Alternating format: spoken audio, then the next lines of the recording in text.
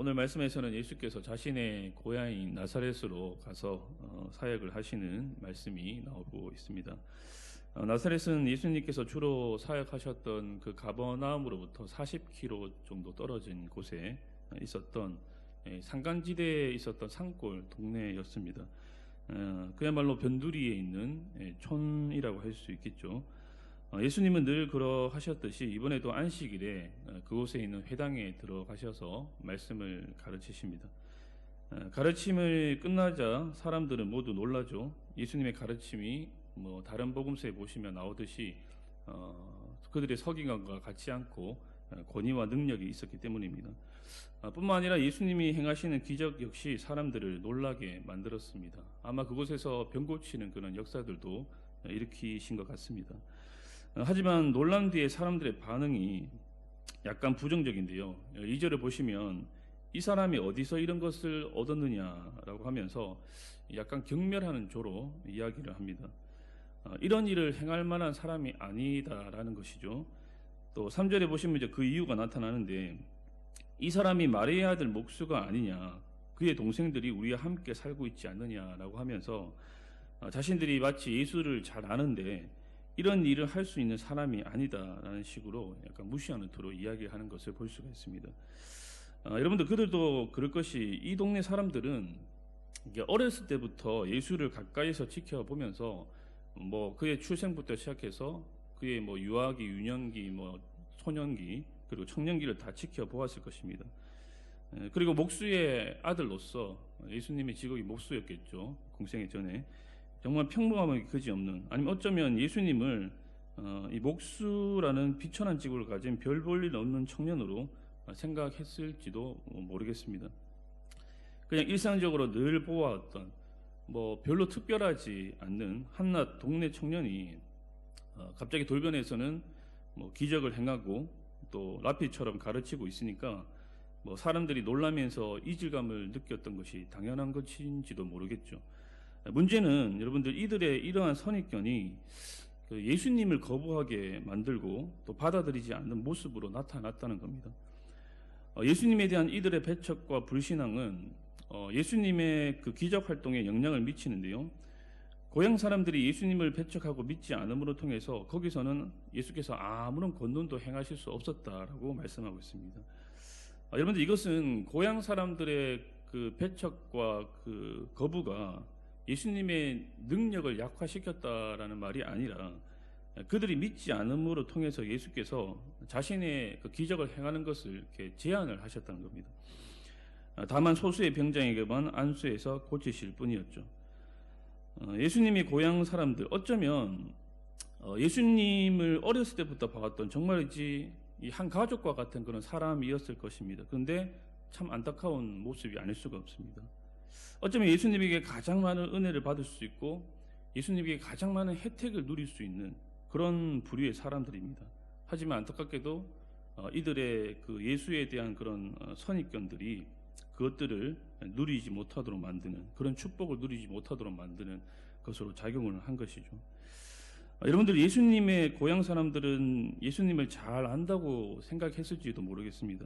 하지만 그들의 생각과는 다르게 예수의 고향 사람들은 예수님이 정말로 정확하게 누구인지를 몰랐습니다. 그분이 하나님의 아들이 되신다는 것, 그분이 하나님이시라는 것을 그들은 정확하게 몰랐습니다. 몰랐다기보다는 인정하기 싫었을지도 모르겠습니다. 명백하게 아주 분명하게 하나님의 그 능력이 예수를 통해서 나타나고 있음에도 불구하고 설마 자신들과 몇십 년을 살아온 그 이웃이, 그 청년이 정말 메시아일까? 아마 인정하기 싫었겠죠. 이러한 모든 선입견들과 잘 안다는 생각이 예수님에 대한 오해를 만들어냈고 결국 예수님을 배척하고 거부하고 믿지 않음으로, 인정하지 않음으로 나타나게 된 것입니다. 여러분 어쩌면 이것은 오늘 우리도 빠질 수 있는 오류가 아닐까 생각을 해요. 우리는 스스로 하나님을 참 잘 안다고 생각을 합니다. 그렇죠? 우리가 하나님을 좀 안다고 생각을 하면서 내가 가지고 있는 하나님관이 전부인 것처럼 우리가 여길 때가 있는 것 같습니다. 그래서 우리의 어떻게 말하면 좀 우리의 신앙적 그리고 신학적 스펙트럼에 하나님을 가두려고 하는 그런 시도를 할 때가 있는 것 같아요. 하지만 여러분, 하나님이 얼마나 크시고 얼마나 자유로우신 분이신지를 우리가 인식을 한다면 우리의 좁은 사고의 틀에 하나님을 가두는 누를 범하지는 않을 것입니다. 하나님은 우리가 평생에 걸쳐서 알아가려고 해도 다 알 수 없는 분이시죠. 우주보다 더 거대하신 그 분, 그 우주보다 더 크신 분을 우리가 어떻게 우리의 이 좁은 사고와 좁은 마음으로 다 알 수가 있겠습니까? 여러분들, 물론 평생에 걸쳐서 우리가 하나님을 알아가도록 힘쓰고 애써야 되겠죠. 하지만 그 일은 이 땅에서는 결코 완성될 수는 없는 일입니다. 사랑하는 여러분, 우리는 계속해서 우리의 신앙관과 우리의 하나님과를 넓혀 가야 합니다. 내가 알고 있는 아니면 혹은 내가 소유하고 있는 신앙관이, 하나님관이 다가 아니라는 것을 우리가 기억하고 겸손한 태도로 우리가 계속해서 배우면서 우리의 그런 신앙의 스펙트럼을 계속 넓혀 가면 좋겠습니다. 여러분들, 그렇지 않으면 오늘 말씀에 예수님의 고향 사람들처럼 하나님이 하시는 일을, 그리고 하나님이 사용하시는 사람을 어쩌면 오해하게 되고, 심지어 하나님의 일을, 하나님의 사람을 배척하고 거부하고 인정하지 않는 자리로 나도 모르게 가게 될지도 모른다는 것입니다. 그런가 하면 고향 사람들의 이 거부와 배척에도 불구하고 예수님과 제자들은 계속해서 복음 전파 사역을 이어나가는데요. 7절을 보시면 예수님께서 12제자를 부르셔서 그들을 보내시는 장면이 나오고 있습니다. 예수님께서 베드로를 비롯한 사람들을 제자로 삼으신 이유는 마가복음 3장에도 나오고 있듯이 복음을 전파하고 또 귀신 들린, 귀신에게 고통을 받는 사람들을 이렇게 자유하게 하기 위함입니다. 그래서 그 목적에 따라서 예수님은 지금 제자들을 파송하고 계신 것이죠. 여러분, 우리를 제자로 하나님께서 부르시고 또 교회를 세우신 목적 역시 동일합니다. 바로 복음을 전파하고 또 사람들 치유하고 또 가르치는 예수님의 이 3대 사역을 하도록 하기 위해서 하나님께서 우리를 제자로 삼으시고 또 교회로 세우신 것이죠. 주님의 제자가 혹은 교회가 이 목적을 상실하거나 이 목적이 희미해지면 바로 그때부터 이제 쇠퇴가 시작이 되는 것이죠. 교회가 아무리 좋은 일, 아무리 선한 일을 많이 하고 또 필요하다고 생각하는 일들을 많이 해도 이 복음을 전파하는 일, 그렇죠, 선교와 전도를 게을리 한다면 그 교회는 더 이상 희망이 없는 것이죠. 촛대가 옮겨지는 일을 경험하게 될지도 모릅니다. 그래서 교회는 모든 자원을 총동원해서 이 사역에 집중해야 하는 것이죠. 바로 그것이 교회도 살고 세상도 사는 길인 것입니다. 예수님은 제자들을 2명씩 이렇게 한 팀으로 묶어서 움직이도록 하십니다. 이것은 이 2명이 함께 움직이면 서로에게 이렇게 의지가 되기 때문이기도 하고, 또 무엇보다 율법에 보시면 이 증인의 증언이 효력을 발휘하려면 2명 이상의 사람이 증인이 같은 증언을 할 때입니다. 증언이 효력을 발휘할 수 있는 이 최소 인원 단위인 2명씩 제자들을 보내서 이렇게 복음을 전하게 함으로 제자들이 전하는 이 복음이 정말로 신뢰할 만하다, 믿을 만하다라는 것을 나타나기 위해서 이렇게 2명씩 짝지어서 보내신 것이죠. 그런데 특이한 것은 전도 여행을 하면서 아무것도 가지지 말라고 말씀을 하십니다. 뭐 양식이나 돈처럼 생활 필수품도 챙기지 말고 행장을 최대한 가볍게 할 것을 말씀을 하시는데요. 다른 복음서에 보시면 이 전도 여행 중에 뭐 길에서 마주치는 지인들에게도 무난 인사하지 말라라고 이렇게 하시죠. 뭐 인사를 하면은 시간을 지체할 수 있기 때문에 이렇게 하신 것입니다. 여러분들, 이것은 복음 전파의 긴급성을 강조하기 위함입니다. 복음을 들어야 하는 사람들이, 복음을 들어야 하는 영혼들이 굉장히 많은데 빨리 복음을 전하는 겁니다. 영혼들에게 빠른 시일 내에 복음을 전해야 하니까 뭐 이것저것 챙길 시간이 없다는 것이죠. 좀 극단적인 표현처럼 들릴지는 모르겠지만 생계보다, 먹고 사는 것보다 하나님의 나라를 전파하는 것이 더 시급하다라는 겁니다.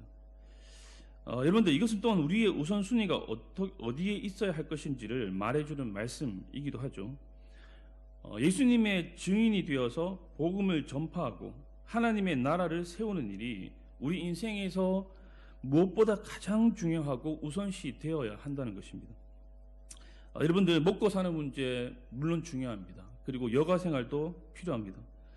하지만 여기에 온통 매여서 혹은 그러한 것들이 우선적이 되어서 먼저 하나님의 나라와 의를 구해야 하는 우리의 사명이 뒷전으로 밀려나게 된다면 여러분들, 이것은 참 제자의 모습이 아니라는 것이죠. 여러분, 우리는 정신을 똑바로 차리고 하나님의 나라와 의를 구하는 일에 우리의 마음과 정신을 집중할 필요가 있을 것 같습니다. 혹시 안일함과 나태함과 생활의 염려와 또 각종 정욕과 욕심으로 우리의 마음이 둔하여지지 않도록 정신을 차리고 우리의 사명에 집중할 수 있는 그런 은혜가 있어야 될 것입니다. 그런가 하면 예수님이 그러했듯이 제자들도 복음을 전할 때 이렇게 거부를 당하고 거절을 경험하게 될 것을 말씀을 하십니다. 그러면서 어떤 집이나 공동체가 제자들을 영접하지 않으면, 거부한다면 오래 머무르지 말고 그곳을 떠날 것을 말씀하시면서 떠나면서 발 아래 먼지를 떨어버려 그들에게 증거를 삼으라고 말씀을 하십니다. 이것은 제자들과 복음을 거부하는 사람들이 하나님의 나라와 아무런 관계가 없다는 이런 좀 상징적인 행동인데 경고적인 그런 의미가 있는 것입니다. 여러분, 예수님께서 고향에서 겪으신 것처럼 복음 전파 사역과 사역자는 항상 배척과 거절을 예상을 해야 합니다. 물론 환영하고 환대하는 사람들도 있겠지만 배척하고 거부하는 사람들이 일반적으로 더 많을 것이라는 것이죠. 이처럼 복음 전도자나 사역자가 눈에 보이는 사람들의 어떤 평가들, 거기에 목을 맨다면 그 사역은 오래 지속될 수가 없을 것입니다. 그러므로 우리의 사역의 근거를 우리는 사람들의 평가가 아니라 환대 혹은 반대, 거부 혹은 환영, 이런 사람들의 평가가 아니라 하나님의 부르심과 하나님의 보내심에 두어야 한다는 것이죠. 우리의 섬김과 사역의 근거가 사람들의 평가가 되어버리면, 혹은 사역의 조건들이 되어버린다면 사람들의 평가에 따라 혹은 사역의 조건에 따라 계속해서 흔들릴 수밖에는 없는 것입니다.